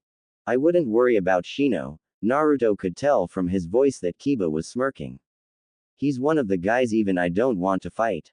Neji watched the fight with a clear disinterest, as though it was beneath him. Naruto always hated those kind of guys, the ones who thought their name or better than average skills made them the divine's gift to man. "For a rookie," Neji said lazily, "this guy isn't so bad. But can he win?" Tenten grimaced when Zaku's arms ruptured. Broken shards of white bone protruded from the mangled skin of his elbows and forearms. Naruto was torn between vindictive satisfaction and feeling sick. "It seems he can and did," she said flatly. Down in the stadium, Hayate shouted, "Winner, Aburame Shino." The screen lit up again as Zaku was carried away on a stretcher, Tsurugi Masumi vs. Kankuro. The third match was a relatively quick one, the fastest yet. Tsurugi attacked and used his technique to wrap his body around Kankuro, and proceeded to break his neck. Only then had he discovered that what he was attacking was actually a puppet, and that the package wrapped in a mass of white bandages was the real Kankuro, safe and completely unharmed. With a twitch of his fingers, Kankuro had his puppet squeeze his opponent tightly, until Tsurugi was unable to continue. It was incredibly creepy, Naruto decided. Less than a minute after the match had started, Hayate said, "Winner, Kankuro." Ino and Sakura's match, which was after Kankuro's, ended in an anticlimactic draw. They were too evenly matched to take the other down, so they finished with a double knockout. Naruto could hardly believe it. The screen lit up for the 5th time, reading, Temari vs. Tenten. Temari was the worst possible matchup for Tenten. None of her weapons, not kunai, shuriken, kusarigama, senbon, nothing, could reach Temari at all. She was defeated easily, almost effortlessly, and when Temari won, sending Tenten up towards the ceiling, she caught her beaten opponent on the top of her steel fan. Tenten's back was arched at an unhealthy angle. Naruto felt a surge of anger burst in his gut. He may not know her that well, but he considered her his friend, and the only thing that stopped him from leaping into the arena was that Lee beat him to it.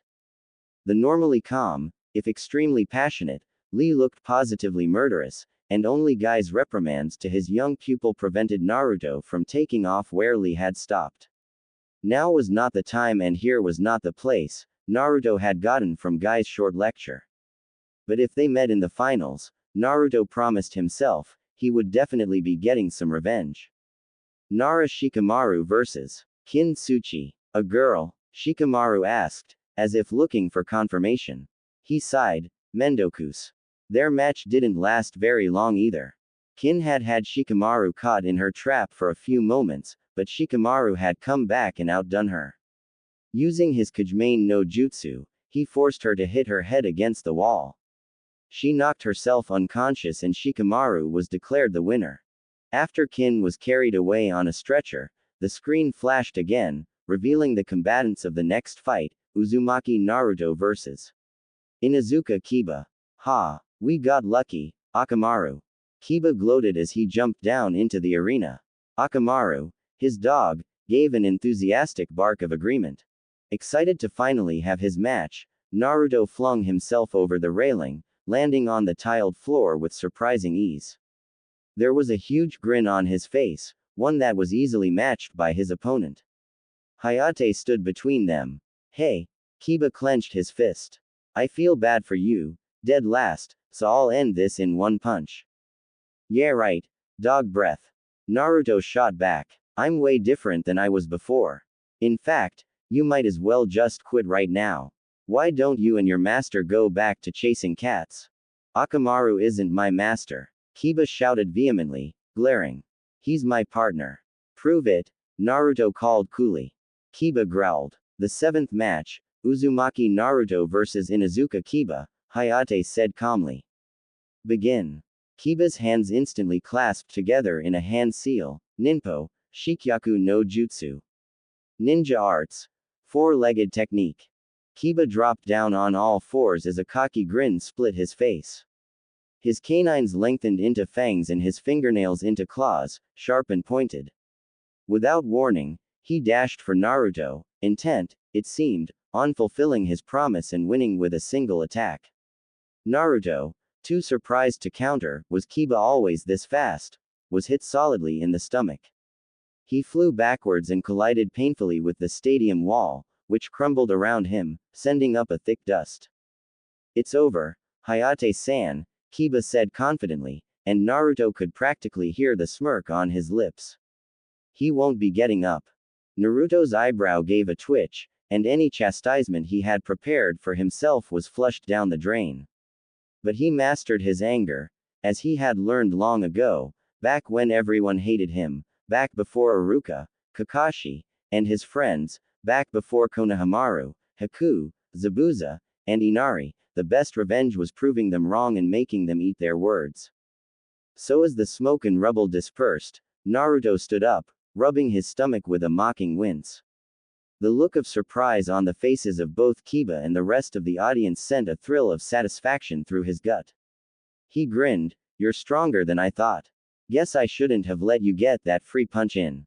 His chakra control was shot, he knew, so the swarm tactics he'd used during Kakashi's bell test, against Mizuki, and on the bridge to scare the mercenaries wouldn't work here. With the way his chakra was fluctuating, he could get anywhere from 2 clones to 200, but never the exact amount he wanted. So Kage Bunshin was out. Besides, he wanted to show off. He was getting tired of everyone always underestimating him. He unsheathed the sword on his back and the scabbard disappeared into thin air. Several people gasped and Naruto's grin widened. "Let's see how you do." There was a yell of shocked outrage somewhere up in the stands. Teaching that kind of thing to a rookie genin, cried a voice, but he paid it no mind. He didn't have the time, not when his opponent was tensing and prepared to pounce. Snarling, Kiba leapt at Naruto claws first, swiping towards his chest. Holding his weapon one-handed, Naruto deflected the blow easily, knocking Kiba to the side. A dark growl rising up in his chest, Kiba turned around and ran forward, taking another swing. Again, Naruto deflected it, flinging a foot out to trip the other boy. Kiba tumbled head first to the ground. His momentum carried him nearly 2 whole yards. Rolling, he flipped back onto his feet, digging his nails into the tile to slow his movement. An angry snarl curled at his lips, exposing his large incisors like a rabid dog. He reached into his kunai pouch and pulled out something small enough to fit in his fist. He flung them and they exploded, releasing a thick smoke that rose up and engulfed Naruto like a woolen blanket. Naruto raised his free arm and covered his mouth, peering out into purplish fog with narrowed eyes. He couldn't see a thing, not even the lights above him or the floor beneath his feet. He was blind, and he was reminded suddenly of Zabuza's Kurigakure no Jutsu, of the terrible fear that trembled inside of him then and the burst of chakra Kakashi had used to clear the mist. He was reminded that sight and the ability to see weren't necessary to fight. He was reminded that Zabuza had fought using only sound. So he closed his eyes and listened. And then he heard it, the scuffle of sharply clawed paws on the tiles behind him. He summoned a single Kage Bunshin, gave a quick prayer of thanks that it had worked, and grabbed Akamaru out of the air by the scruff of his neck. The dog tried desperately to scratch at his face, but he held it at arm's length and handed it off to his clone. The sound of sandals came next, and it had to be Kiba coming towards him at a run. The flutter of cloth, Kiba's jacket, he realized, a triumphant grunt, and the sound of something being swung through the air.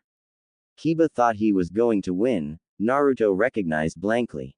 Kiba thought he was going to beat him with this next attack, as though a couple smoke bombs, a dog, and a single punch would take him down. Kiba thought he was so weak that he wouldn't and couldn't fight back. Something cold blossomed in Naruto's chest, the same cold something that had erupted inside him during the Mizuki incident and in that battle with the sound team during the second exam. It was like fury or anger, but it burned frigid instead of molten.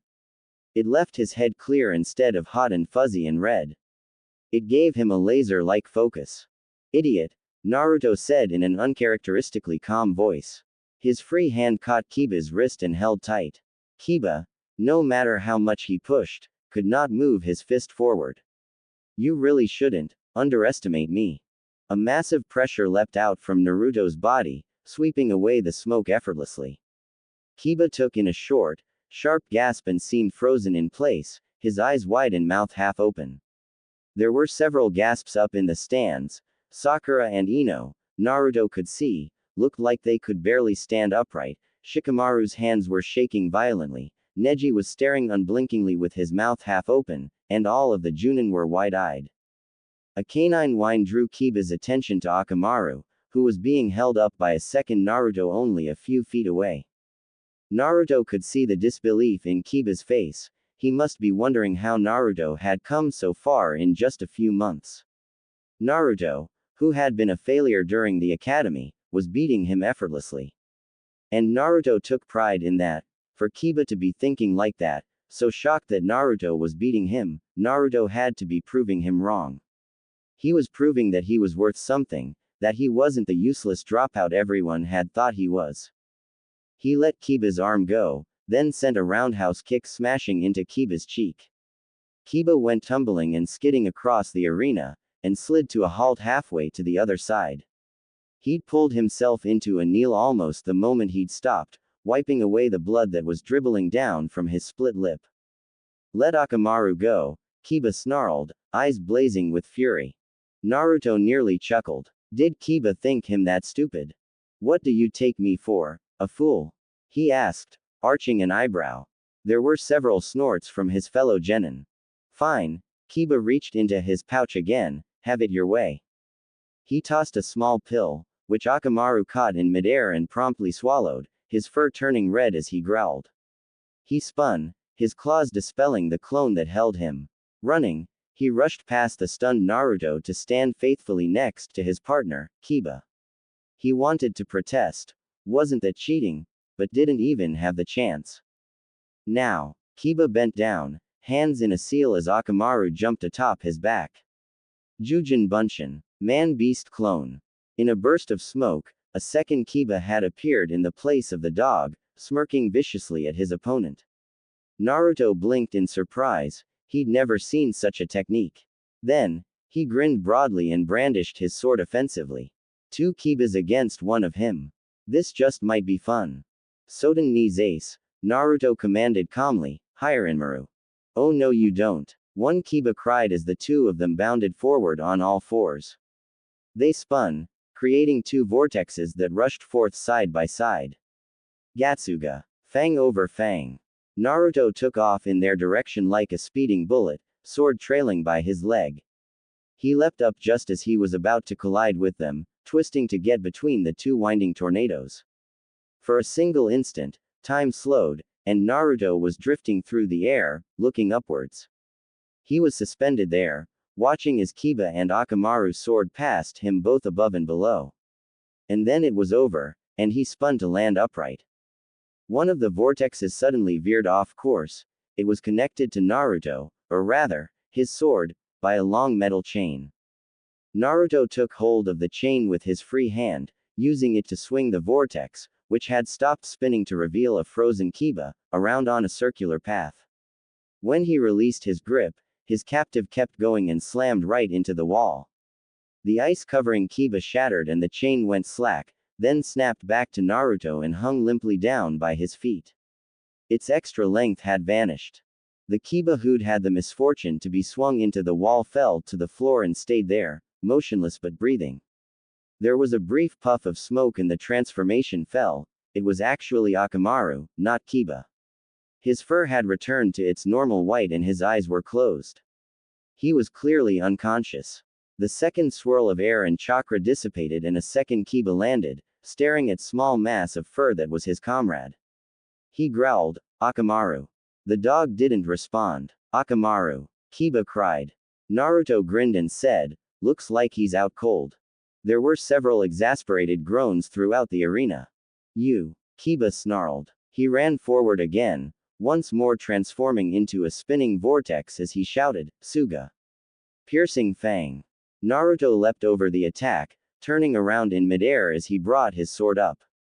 Both hands tightened over the hilt, the blue wrappings rubbing comfortably against his palms. With a quick jerk, he began his downward swing. An azure dragon jolted forth from the blade's majestic arc, its red eyes gleaming. The dragon roared as it soared for its target, carving a winding path through the air of the arena. Kiba stopped spinning and turned around, surprise etched onto his face as the beast charged towards him. Kiba-kun. Kurenai called in alarm. Her voice seemed to snap Kiba out of his stupor and he dodged at the last second, watching as the dragon collided with the tiled floor. A large ice spike remained protruding from the ground, its edges jagged and sharp. Cold steel pressed up against Kiba's neck. Naruto stood in front of him, Hyorinmaru poised threateningly against his opponent's jugular vein. His eyes were as icebergs floating in the frosted sea. You lose. Kiba jerked forward, clutching at his stomach where Naruto had punched him as his knees fell from under him. Kiba took one more glance at Naruto, then collapsed to the ground, unconscious. Naruto swung his sword over his shoulder, placing it in the sheath that had just reappeared as if from nowhere. Hayate knelt down, checking on Kiba. He stood a second later, raising his hand in the blonde's direction as he said, in the loudest voice he could muster, "Winner, Uzumaki Naruto." Naruto went back up to the stands again as Kiba and Akamaru were carried away on a stretcher. He felt invincible again, like nothing could touch him. He had just reached the spectator stands when two more names flashed onto the large screen. Hyuga Hinata vs. Hyuga Neji. A few minutes later, they stood across from each other. Neji's stance was firm and strong, but Hinata was hunched over herself and seemed to be trying to make herself as small as possible. Her legs were unsteady and her hands were shaking violently. The contrast was incredible. "I never thought I'd be facing you," Neji said coolly, his face carved into a stoic mask. "Hinata-sama." "Neji-Nisan," Hinata whispered. "Before we begin, I'd like to tell you, Hinata-sama," Neji spoke calmly, "to surrender. You're not fit to be a ninja." No. You are too gentle," Neji explained. "You seek harmony and to avoid conflict. You allow others to steer you, and you follow them because you can't stand up for yourself. You have no self-confidence. You thought it would be fine to remain a genin, but a team cannot enter with all three members, so you went along with Inuzuka and Aburame. You are here unwillingly." "No," Hinata interrupted. "I entered this exam, to change myself." Neji's eyes narrowed. "You really are a spoiled brat of the main house, aren't you? Don't you understand? People cannot change. A loser like you will always be a loser." That struck something in Naruto, and the anger that had begun to simmer when Neji started his tirade erupted in full-blown rage. His fists clenched tightly upon the steel railing and it was all he could do not to jump into the ring and deck that pompous asshole. "Shut up," Naruto shouted. The steel beneath his fingers gave an abused groan. Neji's narrowed eyes turned in his direction, but he was not fazed. "I'm getting tired of hearing all this stupid shit. Oi, Hinata, don't listen to him. Kick that jerk into next week." Something changed then in Hinata. Her shaking legs were still and firm. The slump of her shoulders straightened. Her bowed head lifted and was held high. Every iota of fear and uncertainty had been shredded and vanished. The girl who stood there now exuded confidence so potent that it was almost palpable. Something in Naruto that he could not name growled in approval. There was a burn of adrenaline in his stomach that had nothing to do with hunger or anger. Hinata moved into a stance. Neji caught it out of the corner of his eye and smirked, then sunk into his own stance. "Begin." In an instant, they were at each other's throats. The 10-foot distance that separated them closed almost like magic and, in a flash, they were mere inches apart. Neji ducked under Hinata's first strike, stepping inside her guard and aiming his own attack at her heart. Hinata quickly dodged to the side, going against the traditional Jukin motions by throwing a roundhouse kick into Neji's stomach. Neji used his momentum to duck under her kick, tucking his body into a ball as he rolled out of the way. Faster than most of the genin could follow, he was on his feet again, flying towards Hinata with as much speed as he possessed. Hinata moved to the side of his first glowing hand, but wasn't fast enough to dodge the follow-up attack of Neji's left hand. Hinata winced and stumbled backwards, clutching at where her cousin had made contact. Naruto heard Gai-sensei explaining the Hyuga clan taijutsu, how it was designed to attack the inside of the body instead of causing blunt force damage. It was a style that struck the chakra network and organs instead of the skin and bones. "You should give up," Neji said again. "It's clear to me that the differences in our skills are too great. This road only ends in your failure." I won't," Hinata declared firmly. "I don't go back on my word. Because that is my nindo." Something happened. Then, Naruto felt it. There was a short pause and Hinata stood motionless, completely stopped. Hyorinmaru roused in the back of his mind curiously, as though he sensed something familiar. Naruto had a short vision of a blazing fire, which coalesced into a flaming bird and gave a single flap of its massive wings. He blinked and the image was gone. Hinata jerked to a start. She reached her hand forwards, grasping at air as her eyes narrowed determinedly. Hajike, Tobiame. Snap. Flying plum tree. Naruto saw Neji's eyes narrow as the gears in his head lurched into motion. It sounded similar, yet completely different from Hyorinmaru, but if it had even the slightest bit in common. Neji made the connection at the same time as Naruto, that whatever was about to happen would be similar to Hyorinmaru, and Naruto could see that Neji was determined to stop Hinata before she could unleash the full power of whatever she had just summoned.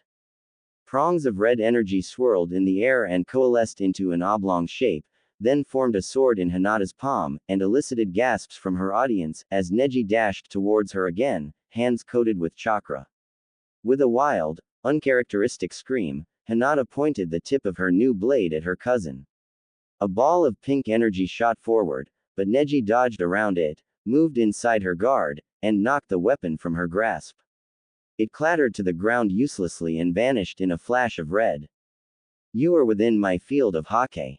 Hinata's head whipped around just in time to see the angry, piercing expression on her cousin's face, followed quickly by Neji's blazing hands.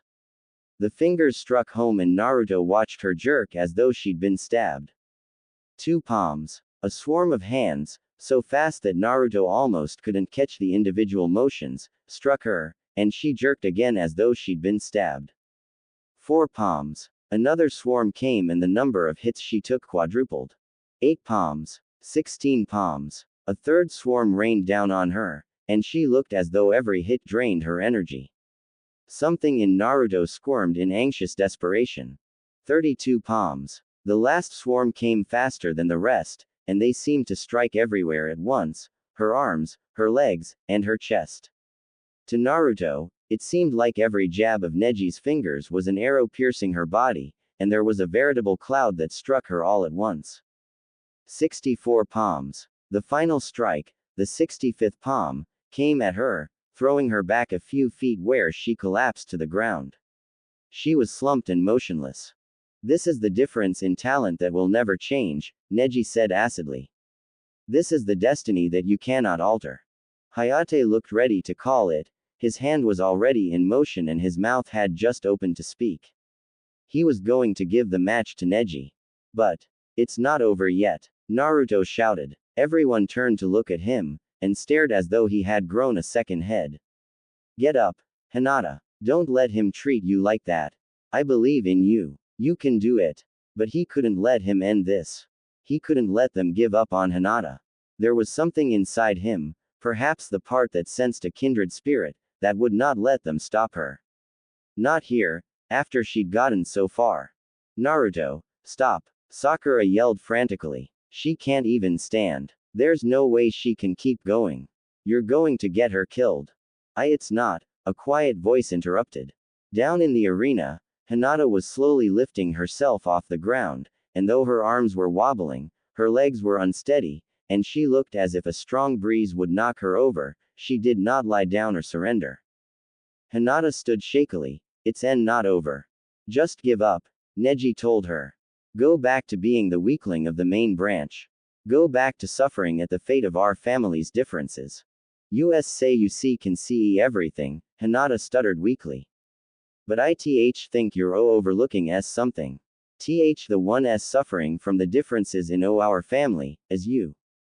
And then Neji was moving forward, and it was clear, from the blazing look in his eyes and the raw intent radiating from him that he was aiming to kill Hinata. In a flash, several people had moved to stand between the two Hyuga. Several Jonin, including Hayate, surrounded the white-eyed boy, poised to intercept if he chose to move further and kill his cousin. Naruto had his blade set and ready to slit Neji's throat, his eyes icy. Soden ni Zace, Naruto whispered coldly and his intent swept outwards from his body as an incredible pressure, Hyorin. That's enough, Naruto-kun, Kakashi stated calmly, his tone firm and brooking no argument.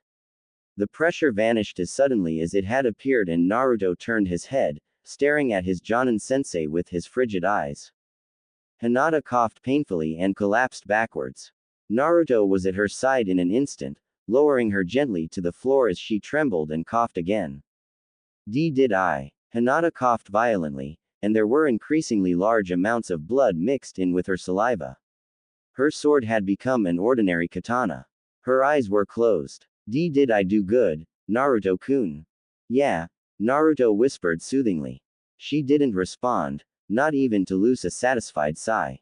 She'd lost consciousness barely a second after asking. You did great. More blood trickled from her mouth, and it didn't show any signs of stopping. Naruto's veins ran cold and his breath caught in his chest. The only thing he could come up with to explain it was internal bleeding, and considering the numerous internal injuries she had to be suffering from, what kind of person used deadly force against a member of his own family, she might not make it all the way to the hospital. His fists clenched tightly and he stared furiously at the tiled floor. There wasn't anything he could do. He didn't know any medical ninjutsu at all. I wouldn't be so hasty, child, a soft voice said. Naruto's gaze jerked to his right. Hyorinmaru's heavy snout was hovering over his shoulder as the dragon took in Hinata's injured form. To Naruto's surprise, the world had stopped and not a soul was moving or even breathing. I will provide and manipulate the energy, all you have to do is move your hand where I tell you. Naruto nodded quickly. He was desperate. He wanted to save Hinata, no matter what. Instantly, the world started up again as Hyorinmaru disappeared. No more than a second later, Naruto was flooded with a powerful feeling and his body felt lighter than air. Now, Hyorinmaru's voice whispered softly, unzip her jacket and take it off. The first place we must pay attention to is her heart. Nodding almost imperceptibly, Naruto dutifully unzipped the Hinata's heavy jacket and brushed the flaps aside. He blushed slightly at the sight of her feminine assets, far more than Sakura had. A treacherous part of his mind pointed out, restrained only by a tight black shirt, but knocked the thought away as he rested his palm, glowing white, against her sternum. What are you doing? Kurenai demanded from him hotly, but he ignored her, moving his hand further down to rest on her bruised stomach at Hyorinmaru's command. Strangely enough, he could sort of feel the damaged capillaries and taut smooth muscles heal under his fingers. It was kind of like taking someone's pulse, except he could feel the damaged flesh knitting itself back together. Once more, he moved his hand, delicately peeling her jacket off so as to reach her arms. He watched in amazement as the purpling skin slowly returned to its natural cream color under his touch, until no sign of the bruises remained. The glow dissipated. Naruto suddenly felt dizzy and lightheaded. Bed sounded good right then. But not yet. He still had something he needed to do. He turned, dipping his hand in the small pool of Hinata's blood, then lifted both his now crimson fist and his blazing blue eyes to Neji's stoic form. In the finals, he promised viciously, you're going down. His vision blurred and the world swayed around him, then he fell backwards into someone's arms and knew nothing more. 0.0. Oh. 0.0. Oh. When Naruto awoke, something fuzzy was tickling his nose and his arms were thrown over something large and wide. Blearily, he opened his eyes to see the gravity-defying white hair of his Jonin sensei and the cobblestone streets of his home village, Konohagakure no Sato. He blinked, mumbling weakly, huh? Oh, Naruto-kun. Kakashi glanced back at him, adjusting the boy's position on his back. You're awake. Good. Naruto answered lamely. What happened? I didn't know you could forget that kind of thing, Kakashi said casually. After all, several people are wondering how you managed to heal such severe injuries when you yourself know nothing about medical ninjutsu. Kurenai-san was livid. She was afraid you were trying to do in Hinata-sama. Don't. No, Naruto muttered, resting his pounding head against Kakashi's shoulder. Oh, but he had a horrible headache. Again. Hyorinmaru told me what to do. Hyorinmaru. Kakashi posed. Your sword told you how to heal someone. Not just a sword. Naruto loosed a jaw-cracking yawn. He's a dragon, too. Tenten-san said something about sealed in a sword. Oh, Kakashi asked. And this sword, this dragon, Hyorinmaru, where did you get him? How long have you had him? Forever, Naruto said tiredly. According to him, he's been with me forever. He's only been a sword since the second part of the exam. There was a sudden tension in Kakashi's shoulders, but it was gone so fast that Naruto wasn't sure he hadn't imagined it. Are you sure he's safe, Naruto-kun? Are you sure he's a dragon? Are you sure he's not? There was a hesitant pause, the Kyubi. No, he's dragon all right, the blonde mumbled. Seen him and everything. Said something about being my sword and shield. Whatever that means. Kakashi remained silent after that, and Naruto bobbed in and out of consciousness for the next half an hour. Before he knew it, Kakashi was carrying him up a long set of steps, then another, and another. He heard Kakashi muttered something vague about Hinata and, warning Kurenai, but his brain was filled with so much fog that he couldn't hear exactly what Kakashi intended to warn Kurenai about. There was a tug on Naruto's right leg, and he opened bleary eyes to see that Kakashi was working the knob of a very familiar door, the door to his apartment, in fact. A few weeks before, he might have wondered at the fact that Kakashi apparently knew where he lived, but so many days of his sensei bringing him a basket of fruit to eat had long since dispelled any notions of anonymity. Naruto closed his eyes again and began to drift off. Sometime later, it could have been an hour, it could have been 6, there was a tug on his right leg again. He didn't bother to open his eyes, and even if he had been so inclined, he doubted he could have. He just felt so tired. For the first time in his life, it was as if his boundless energy had abandoned him. He felt himself fall backwards, and thought vaguely that he might be falling, and then he landed softly on the inviting familiarity of his mattress. Kakashi had brought him to his room, to his bed, and had laid him there as gently as he could. How thoughtful, he wondered absently. A hand grabbed his right leg and lifted it, slipping his sandal from his foot, then gently lowered it again. The hand grabbed his left leg next, lifting it, too, then slipped his other sandal off his left foot, before setting that leg back down, as well. It was the kind of thing a parent might do for their child, and that thought sent a cold, lonely chill through Naruto, down to his very core. It was a familiar ache, the one that struck him. Though Iruka and Kakashi and all his friends had become like a family to him, he had always longed for his parents, for the people who had brought him into the world and loved him so much that they would sacrifice their lives for him. He had often imagined their faces, perhaps he had inherited his mother's blonde hair, but the spikiness had come from his father. Maybe he had his father's eyes but his mother's nose and chin. Maybe both his parents had his unusually bright blue eyes, but his father's hair was brown and his mother had given him his blonde. Whatever faces he gave them, there was always one thing in common. They always had the biggest smiles on their faces, and those smiles were always directed at him. He imagined them smiling at him when he got up in the morning, when he had graduated from the academy, and waiting for him when he got home. He imagined them smiling as he regaled them with a story about his latest mission, and they would always be interested, even if it was a routine D rank.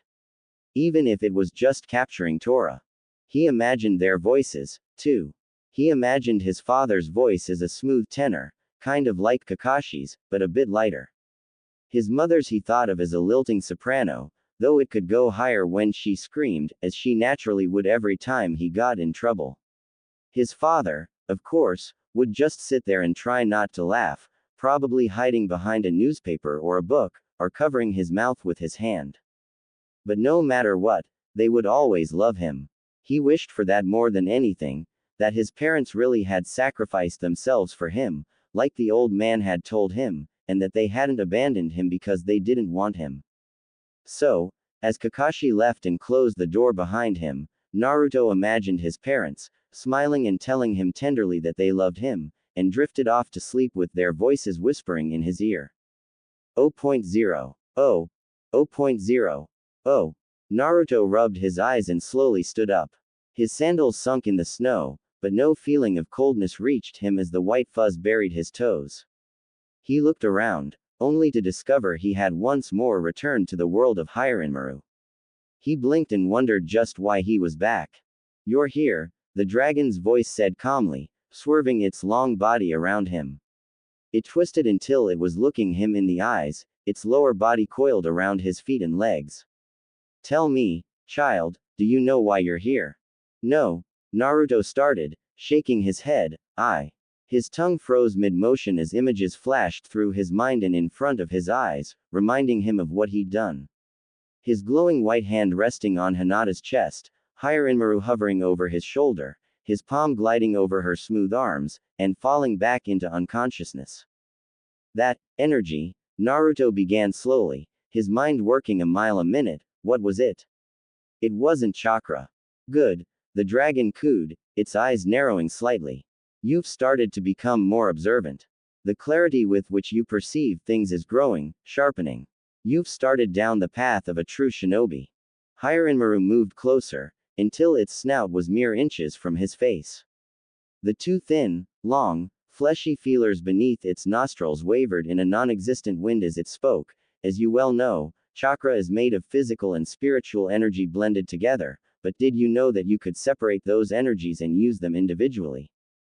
Naruto's eyes widened as he slowly shook his head. Hyorinmaru continued, chakra is composed of the physical energy and the spiritual energy, Raryoku. Your body mixes the two automatically, which creates chakra, and that chakra is what keeps you alive. Even if you have a monstrous amount of Raryoku, if it does not mix and form chakra, you will die. Raryoku, or spirit energy, is what allows chakra to be channeled for jutsu. By itself, Raryoku has several uses that can be helpful to the life of a shinobi. The easiest example was how you healed that girl of such life-threatening injuries. Beyond that, Raryoku can be used to form attacks and the like with which you can defeat your enemies. When it is not mixed into chakra, Raryoku is incapable of molding the elements. A normal shinobi might have a 3:2 or 5:3 ratio of physical and spiritual energy, and he must train to achieve a closer balance. A shinobi who can reach a perfect 1:1 ratio need not have a monstrous amount of chakra to be an extremely powerful ninja. Most, however, only reach a 1.5:1 ratio. A kunoichi, by contrast, tends to have a 3:4 ratio, and the fact that they have more Raryoku gives them better control of their chakra. For a kunoichi, it is much easier to have incredible chakra control. However, Hyorinmaru stressed the word. You, Naruto, as a result of the Kyuubi, have a 1:6 ratio of physical and spiritual energy. You have so much excess Raryoku that your body, no matter how hard it tries, cannot compensate. It tries desperately to make more physical energy to match your Raryoku, but the rate at which your Raryoku increases is monstrous. Your chakra continues to grow and expand, elongating your lifespan, but so does your Raryoku. The imbalance makes it incredibly difficult to control. And so, Naruto, you have an enormous amount Raryoku just simmering beneath the surface, ever growing and ever waiting, untouched and unused. I guess I sorta get what you're saying, Hyorinmaru. Naruto started quietly, a confused frown on his face, but what's the point of telling me? I mean, I suppose it might make it easier to train if I know what's wrong and what I need to do, but I don't know how to manipulate Raryoku, so how's it going to help me? Hyorinmaru grinned, baring his large, sharp teeth. Quite simple, actually. You may not know how, but that does not mean you are incapable of learning. Naruto's eyes widened to the size of dinner plates, a ghost of a grin stretching at his lips. You mean? The dragon's grin widened. Tomorrow, you will seek out that white-haired teacher of yours and have him teach you during the afternoons. In the mornings, from dawn's first light till the sun has reached its midday zenith, I will be teaching you to mold and use your Raryoku as a weapon. Really? Naruto asked excitedly, his eyes sparkling as the dragon nodded. He thrust his arms into the air, his own grin threatening to split his face. Yada. This is going to be so cool. Wait. He refocused back onto the dragon still coiled around his lower body. Does this stuff require hand seals? As Hyorinmaru shook his head, Naruto leapt into the air, whooping loudly. He laughed excitedly. All right. I'm gonna be an awesome ninja. Ha. Take that, Sasuke. You can't copy my jutsu, because they don't use hand seals. Naruto grunted as the dragon knocked him to the ground with its tail, hitting the earth face first and making an imprint in the snow. The dragon sighed, more to himself than anything. Good grief. I don't think I could have taken much more of that. As the Naruto stood, Rubbing his head, the dragon leveled a glare at him. You must learn to contain your excitement or else nothing I teach you will help. Shinobi are silent and cunning. You are beginning to understand and apply this concept, but you must control such loud and annoying impulses. Naruto nodded, thoroughly cowed. Hyorinmaru cooed, good. Now, the dragon swiveled away, leaving Naruto to stand alone as it faced him. Your training begins, immediately.